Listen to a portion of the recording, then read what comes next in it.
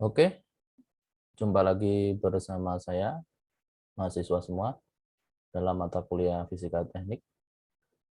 Assalamualaikum warahmatullahi wabarakatuh. Alhamdulillahirabbil alamin. Assalatu wassalamu ala asrofil anbiya'i wal mursalin wa ala alihi washabbihi ajmain. Amma ba'du. Teman-teman mahasiswa semua, pada topik kali ini kita akan membahas tentang usaha dan energi. Usaha sering juga disebut dengan istilah kerja.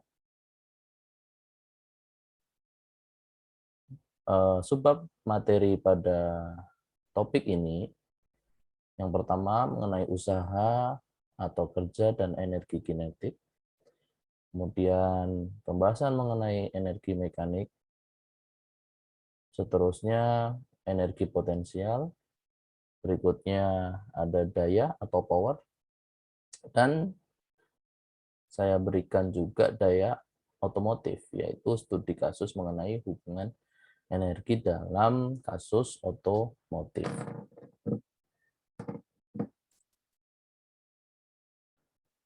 Yang pertama, hubungan usaha kerja dan energi kinetik. Usaha atau kerja terjadi jika ada perpindahan partikel atau benda. Persamaan usaha atau kerja yaitu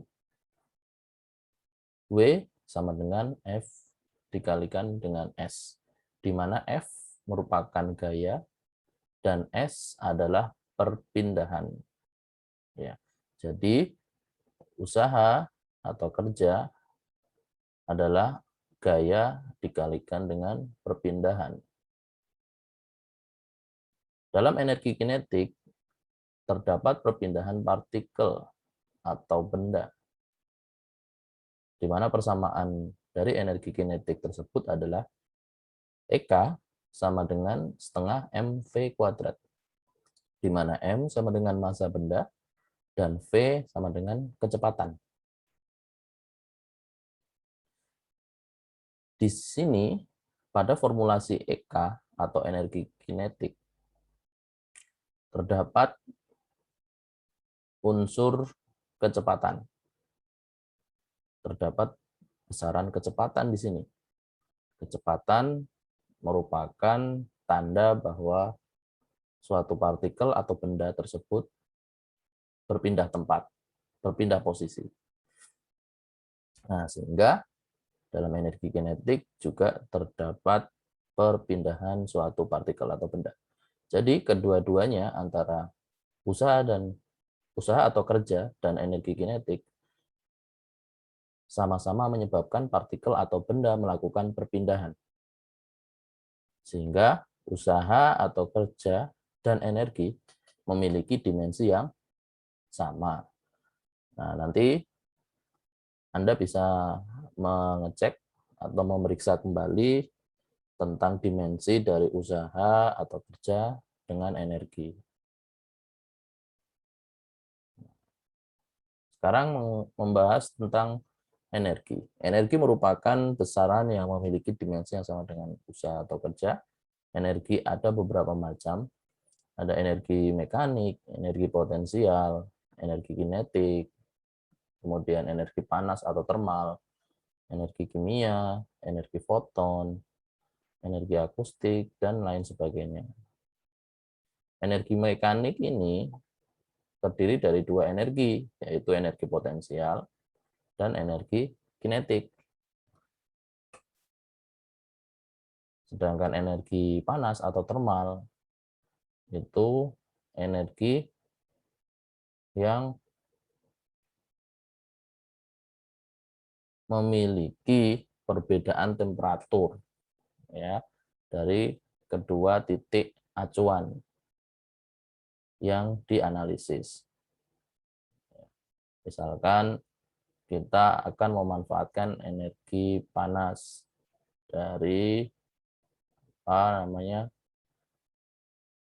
gas buang kendaraan.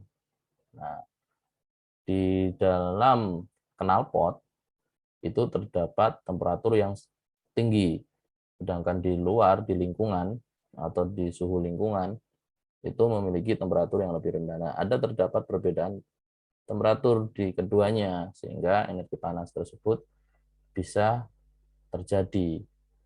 Karena energi panas itu disebut juga sebagai kalor.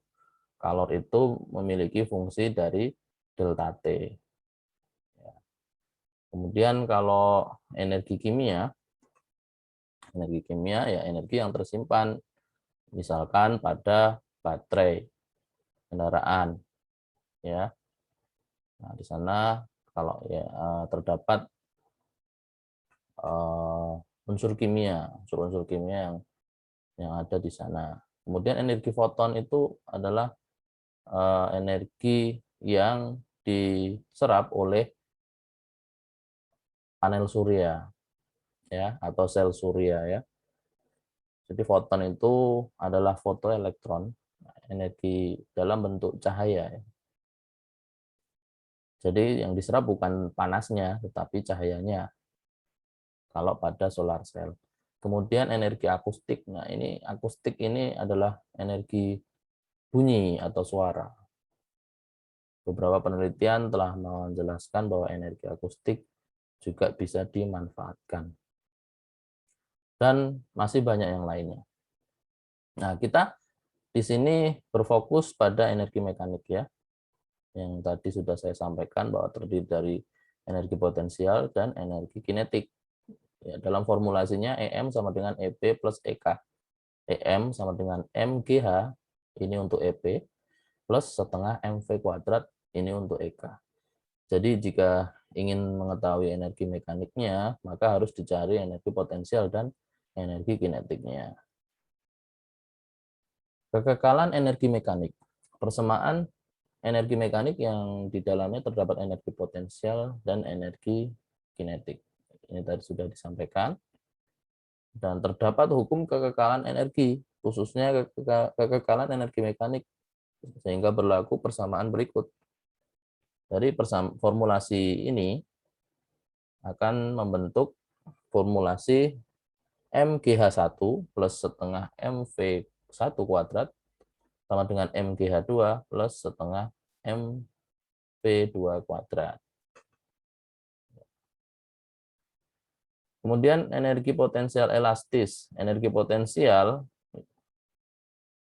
dinotasikan ke dalam notasi U. U huruf kapital. Energi potensial elastis disebut juga dengan energi potensial pegas. Energi potensial elastis terjadi pada benda yang terdeformasi.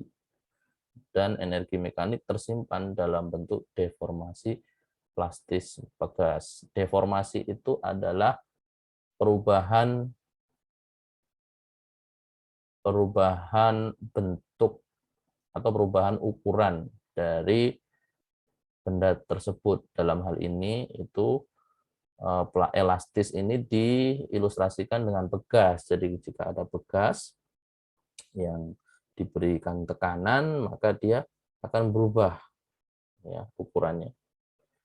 Kemudian ketika dilepas tekanannya, penekanannya pada bekas tersebut, maka dia berubah lagi.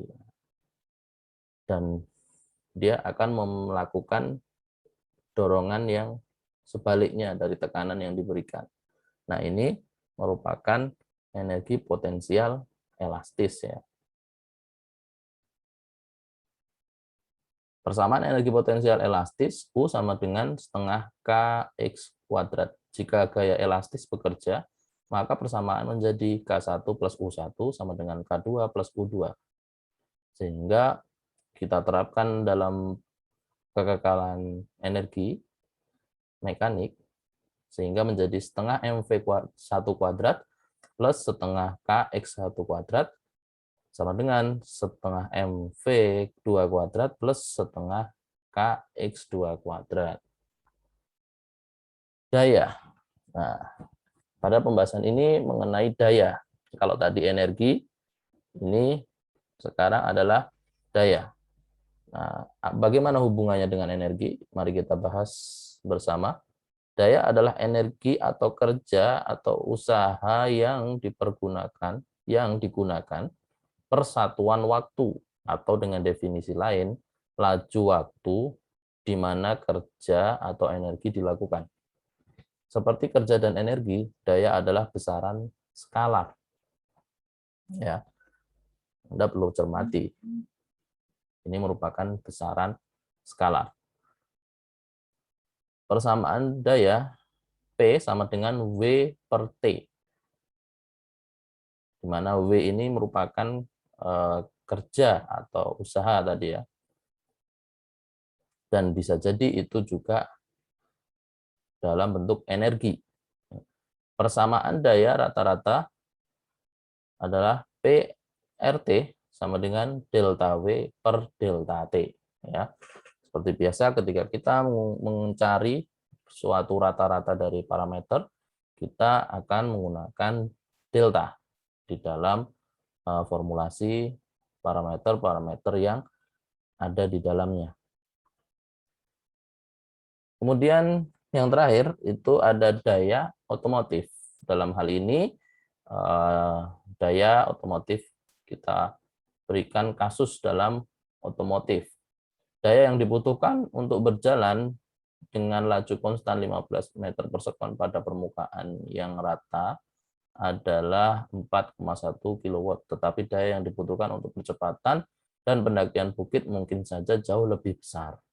Ya, karena jalan yang landai itu lebih kecil usaha yang diperlukan, ya, maka akan berakibat dayanya juga lebih kecil dibandingkan jalan yang menanjak.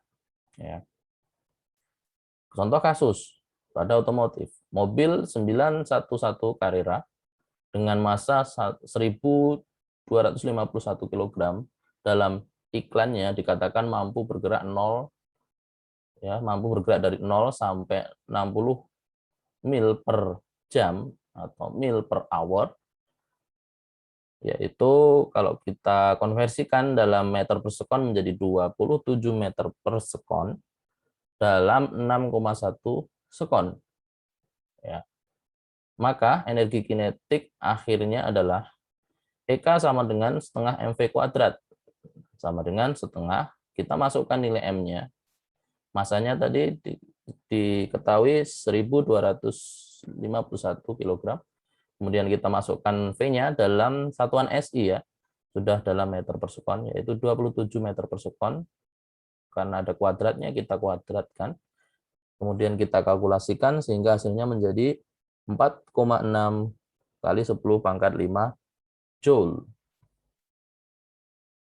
Daya tambahan rata-rata yang dibutuhkan untuk percepatan tersebut adalah PRT sama dengan 4,6 kali 10 pangkat 5 Joule per 6,1 sekon. Sama dengan 7,5 kali 10 pangkat 4 watt. Sama dengan 75 kilowatt, sama dengan kita konversikan ke HP ya, menjadi 100 HP. HP ini adalah horsepower. Oke, teman-teman mahasiswa semua. Sekian yang bisa saya sampaikan. Mudah-mudahan penjelasan saya bisa dimengerti dan dipahami dengan baik. Silahkan dipelajari materinya pada handout atau file materi yang sudah di-share. Dan jika ada pertanyaan, silahkan Anda bertanya di kolom komentar ataupun Anda bisa menghubungi saya. Terima kasih atas perhatiannya. Nasru minallah wa fatkum qorib wa basyiril mu'minin. Semoga bermanfaat. Wassalamualaikum warahmatullahi wabarakatuh.